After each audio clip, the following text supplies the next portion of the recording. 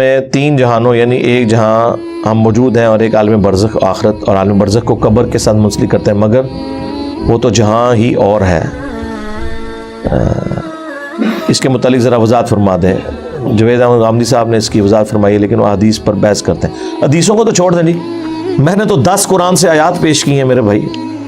آج سے 10 سال پہلے میری اس پہ ویڈیو ریکارڈ ہو چکی ہے۔ مسئلہ 117A عذاب قبر سے متعلق 10 آیات اور 117B عذاب قبر سے متعلق 17 صحیح الاسناد احادیث، اکثر بخاری اور مسلم سے ہیں۔ اس میں وہ میں نے دونوں کو الگ اس لیے کیا تھا کہ اگر کسی کو حدیث سے کوئی چیڑ ہے تو وہ پہلے والا لیکچر دیکھ لے، اس میں نے قرآن سے مقدمہ کلیئر کیا ہے۔ مقدمہ یہ ہے کہ قرآن برزخ جو ہے نا ان سین بیریئر کو کہتا ہے اور قبر برزخ میں داخل ہے۔ اس کی وجہ یہ ہے وَمِن وَرَائِهِمْ بَرْزَخٌ إِلَى يَوْمِ يُبْعَثُونَ، مرنے سے لے کے آخرت کے دن تک برزخ ہے۔ اب یہ کہنا کہ جی آخرت میں عذاب ہوگا چونکہ حساب و کتاب آخرت میں ہے، تو یہ اصول بھی میں نے ان کا قرآن سے توڑ دیا ہے۔ قرآن میں تو عذاب کی 4 قسطیں بیان ہوئی ہیں۔ نمبر 1 دنیا کی زندگی میں، سورہ سجدہ میں، کہ تمہیں دنیا کی زندگی میں عذاب دیں گے تاکہ آخرت کے پوائنٹ آف ویو سے تم اللہ کی طرف پلٹ آؤ۔ نمبر 2 جو سورۃ الانعام میں باقی صورتوں میں آیا کہ جو گناہگار ہیں ان کی موت کے وقت ان کے چہروں اور پیٹھوں کے اوپر ہتھوڑے مارتے ہیں فرشتے۔ ابھی آخرت کا دن تو قائم نہیں ہوا تو ان کا حساب کتاب تو ہوا ہی نہیں، عذاب یہیں شروع ہو گیا۔ اور تیسری قسط وہ بھی قرآن میں آیا کہ فرعونی صبح و شام آگ پہ پیش کیے جاتے ہیں۔ اور چوتھی قسط جس کو سارے مانتے ہیں وہ آخرت میں حساب و کتاب کے بعد ہے۔ یہ جو تیسری قسط ہے نا کہ فرعونی صبح و شام آگ پر پیش کیے جاتے ہیں، حالانکہ ابھی آخرت قائم نہیں ہوئی، اس کو امام بخاری نے صحیح بخاری میں چیپٹر کی ہیڈنگ بنایا ہے۔ عذاب قبر کا جو چیپٹر بند ہے نا اس کے اوپر انہوں نے یہ آیت لکھی ہے کہ یہ آیت ثبوت ہے کہ عذاب قبر برحق ہے۔ قبر اس لیے بولا جاتا ہے کہ عمومی بات ہے، قرآن میں نہیں ہے اماتہ فاقبرہ، انسان مرتا ہے اور اسے قبر ملتی ہے، تو کیا ساروں کو قبر ملتی ہے؟ تو قرآن جھوٹا ہو گیا کیا؟ نعوذ باللہ، نہیں، عموماً قبر ملتی ہے۔ وہ قبر مچھلی کا پیٹ بھی ہو سکتا ہے، شیر کا پیٹ بھی ہو سکتا ہے، سمندر کی گہرائی بھی ہو سکتی ہے، زمین میں راکھ کا بکھرنا بھی ہو سکتا ہے، ایئر کریش میں راکھ کا بکھرنا بھی ہو سکتا ہے۔ یہ ساری قبریں ہی ہیں، اس لیے اس کو کمبائنڈ آپ برزخ کہتے ہیں۔ تو اس کو جھگڑا کرنے کی ضرورت نہیں ہے۔ آپ غامدی صاحب کو یا مجھے چھوڑیں، قرآن و سنت کے دلائل کی بات کیا کریں، وہ آپ ویڈیو دیکھ لیں۔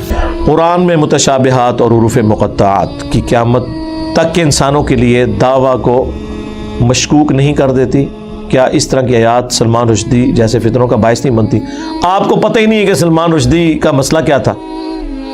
یہ سلمان رشدی کا نام لے کے ہی آپ نے معاملے کو خود ایمبیگوس کر دیا۔ سلمان رشدی کو تو یہ مسئلہ ہی نہیں ہے، نہ متشابہات سے نہ حروف مقطعات سے، اس کا تو مقدمہ ہی کچھ اور ہے۔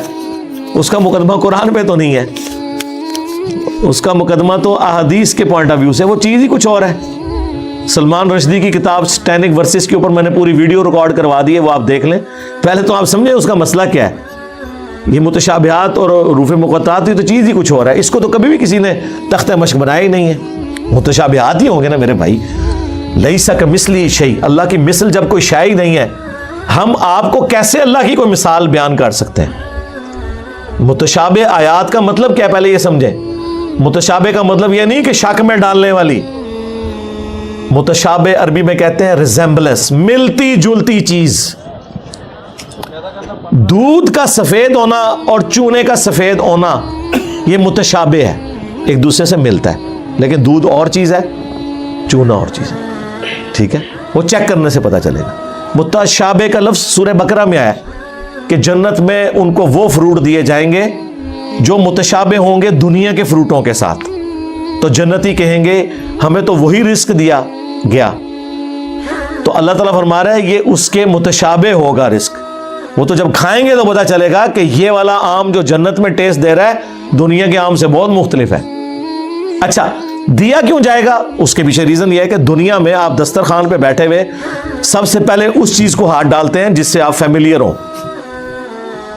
میں لا کے آپ کے سامنے کوئی عربی غذا رکھ دوں جو آپ نے کبھی دیکھی بھی نہ ہو اور آپ کو سخت بھوک لگی ہوئی ہے، آپ اس کو اپنی پلیٹ میں ڈالیں گے یا چکن قورمے کو اور بریانی کو یا مٹن قورمے کو ڈالیں گے؟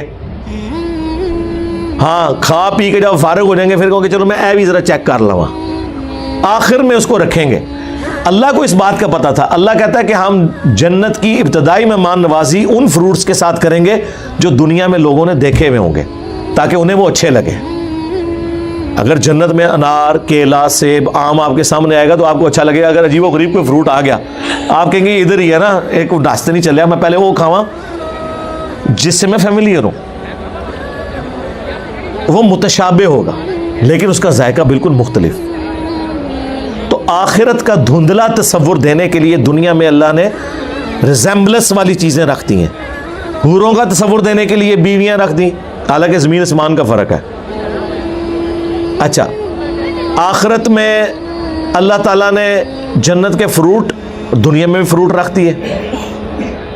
پھر اللہ کی جو اپنی صفات ہے، اللہ بھی دیکھتا ہے، ہم بھی دیکھتے ہیں، لیکن ہمارے دیکھنے میں اللہ کے دیکھنے میں فرق ہے. اللہ کا ہاتھ جیسا کہ اس کی شان کے لائق ہے، اور ہمارا ہاتھ ہم یوں بھی نہیں کہہ سکتے کیونکہ قرآن میں آیا لیس کمثلہ شیء، اللہ کی مثل کوئی شے نہیں ہے. اللہ کا عرش پر استوا فرمانا ہم اس کے لیے مثال دے ہی نہیں سکتے، جس طرح میں کرسی پہ بیٹھا ہوں اللہ کی مثل کوئی شے ہی نہیں ہے. ٹھیک ہے، تو یہ ذہن میں رکھیں، یہ متشابہ ہے. تو یہ متشابہات کے بارے میں سورہ آل عمران کی آیت نمبر 7 ہے کہ قرآن کی آیات دو قسم کی ہیں، ایک محکمات ہیں اور وہ ام الکتاب وہی ہیں. قرآن خود کہہ رہا ہے کہ تم نے انہی آیات کو لے کے چلنا ہے. دوسری متشابہات ہیں جو صرف سمجھانے کے لیے بتایا گیا، اور اس کا مقصد یہ نہیں تھا کہ آپ اس کا مطلب تلاش کرو. قرآن میں اسی آیت میں سورہ آل عمران 7 نمبر میں آیا کہ جو ان آیات کے پیچھے پڑھتے ہیں تاکہ اس میں کوئی ٹیڑھ پن تلاش کریں، ان کے دل جو ہیں وہ ٹیڑھے ہو چکے ہوئے ہیں.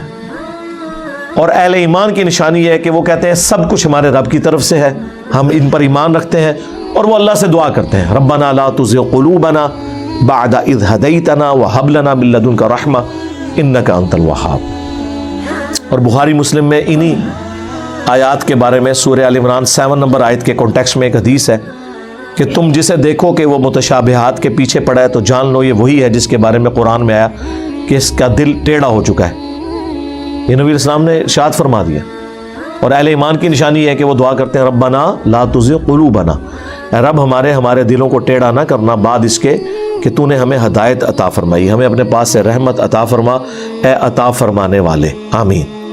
تو یہ ہے. تو سلمان رشدی کا جو ایشو ہے وہ ڈیفرنٹ ہے، اس پہ آپ میری پوری ویڈیو تفصیلی، میں نے اس کی ایک ایک چیز کا جواب دیا ہے.